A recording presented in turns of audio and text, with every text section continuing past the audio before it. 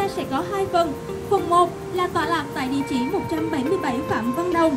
Phần 2 sẽ tiếp nối tại hội trường Showroom của Trung tâm Tiệc cưới Phường Câu, tọa lạc tại địa chỉ là 360 Phan Văn Trị, phường 11, quận Bình Thạnh.